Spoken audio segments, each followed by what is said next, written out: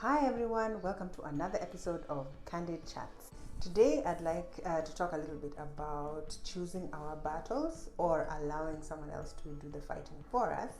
And I'd like to take us through a story to help us understand the point that I want to make today.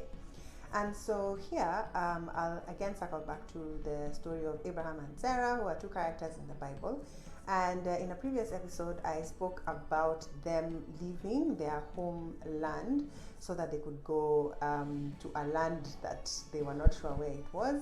It turns out it was the promised land. And anyway, so they did get to the promised land. And then shortly after that, there was famine in the land.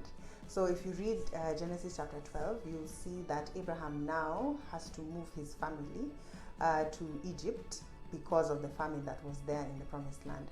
And so just when they're outside the borders of Egypt, what does Abraham do? He tells Sarah to please lie to the rulers of the land that she is his sister. As he had anticipated, they go into the land, and the leaders of the land, when they're scouting the women that have just come in, they see that Sarah is a very beautiful lady, and then they report to the Pharaoh that, hey, there's this Kamama here, you need to have her. And so the Pharaoh is like, okay, bring her over. So the Pharaoh's people go and take Sarah into the Pharaoh's harem so that she can be one of his wives. But when this happens, the Pharaoh and his entire household are stricken with a disease. This disease came from God. And so Pharaoh somehow understands that it's because of this thing that he did. He appropriated someone else's wife. And then he calls Abraham and he's like, why did you bring this upon me? Why did you allow me to take your wife? Why did you say that? She was your sister. And Abraham said, well, me, I was scared because if I would have said that she is my wife, then you would have killed me so that you can have her for yourself. So in order to preserve my life, and also so that it can be well with her, I decided to just lie. So the Pharaoh just was so upset, and he was like, you know what, you have just messed me, so you just take all your possessions and go. Now I'd like us to pause at this point, because this is Sarah. She has been married to Abraham for a long while. I mean, our story with her started when they were already 70 years old. I'm sure they were married way before they got to 70. So here is Sarah, who's being told by her husband, presumably the love of her life, that, hey, deny me as your husband and say that I'm your brother. And then for her even to be taken into the house of Pharaoh to be made as one of his wives. Now we all know that when someone is made your wife, you have to consummate the union. So that means that Sarah, in her knowledge, she was supposed to be taken to bed by the Pharaoh. Now I don't think this happened, because I think that the Lord struck them, the Pharaoh and his household, with the disease before this would happen. But can you imagine what was going through Sarah's mind? Like, why would my husband cause me to go through this to save himself? You know, like from Abraham's point of view, it was like, oh, I'm going to save myself, but also save you. But from Sarah's perspective, she stood a bigger, risk of losing herself or being taken by another man, and she had been, all this while just been with Abraham alone. So anyway, fast forward now. So they get out of Egypt, they continue on with their lives, and then after a while, they decide to move to a place called Gerar. So in Gerar, there's this leader.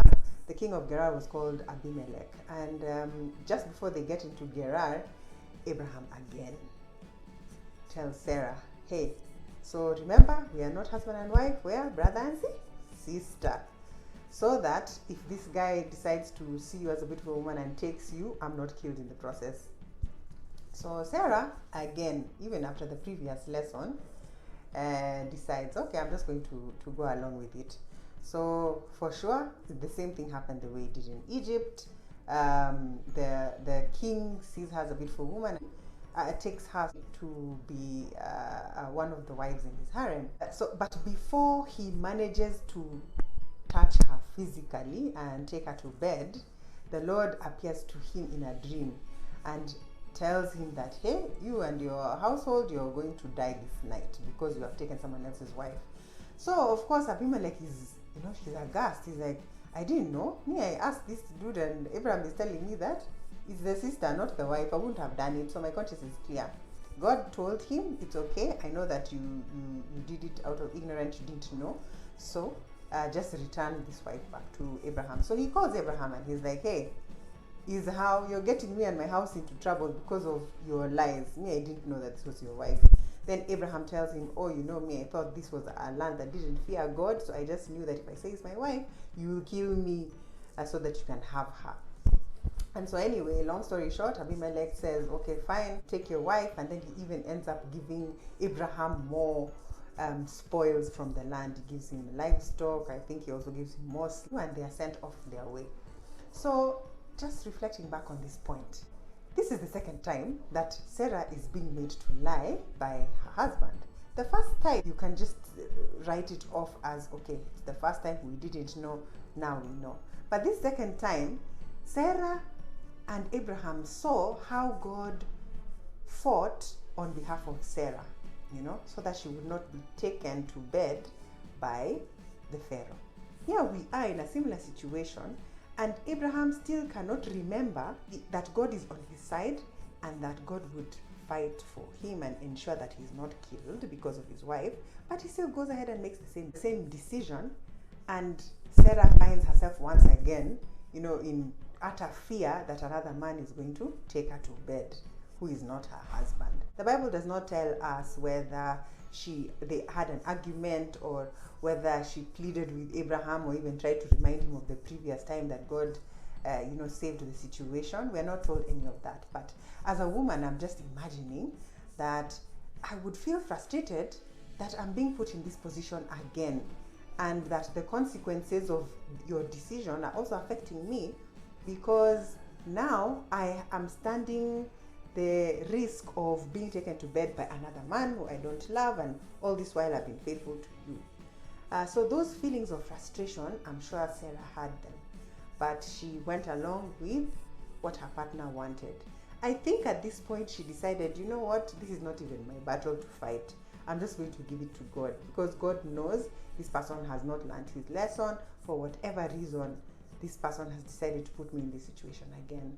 So it's God who's going to fight for me. And imagine, God did. God fought for Sarah. She ended up not being taken to bed by King Abimelech of Gerar, and she was given back to her husband, and even the king gave them even more riches and wealth for them to take away and out of the land.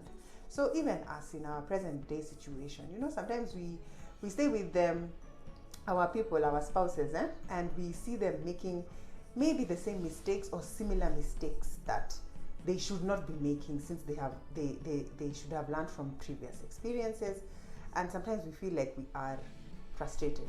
This sometimes leads to resentment, we get angry, but this story of Sarah and how she handled the situation should be a lesson for us to know how to identify the things that we should fight ourselves or speak up against, and the things that we should just allow God to fight for on our behalf.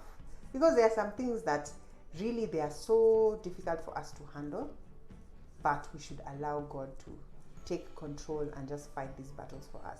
So ladies, this was just a bit of encouragement. I hope that whatever it is you're battling with right now, that you will hand it over to God and allow him to fight the battle for you, just like he did with Sarah in the land of Egypt and also in the land of Gerar. Okay, that's it for this episode. I encourage you to please like and subscribe to this channel. Please share this widely to all the ladies out there who you feel need encouragement. We can only work this out together. So please drop your comments below. Let me know what you think, or anything that you'd like me to talk about. Just drop it in the comments and we can have it in a later episode. Thank you, y'all. Cheers.